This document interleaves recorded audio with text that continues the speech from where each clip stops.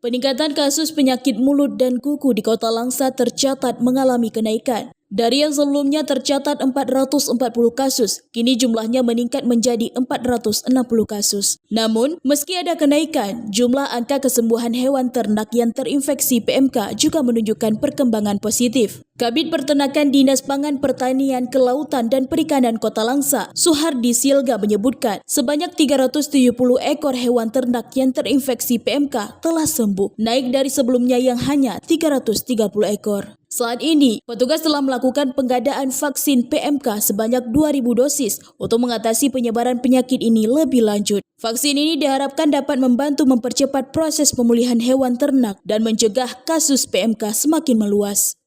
Ya, untuk 3 kasus ada penambahan sekitar 20 kasus dan namun penyembuhan juga meningkat.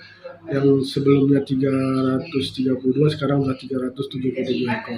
Kemarin kita sudah berkoordinasi dengan Balai dan Dinas Peternakan Aceh terkait vaksin selanjutnya. Kita sudah bersurat kepada mereka untuk usulan kita berjumlah 2.000 dosis ke depannya.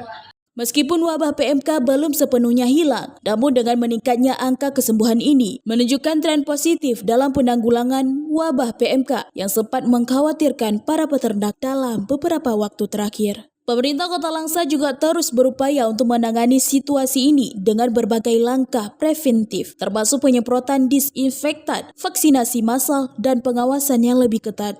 Silga berharap dengan upaya ini jumlah kasus PMK dapat segera pulih dan normal. Dari Kota Langsa, Selina Vita melaporkan untuk Puja TV.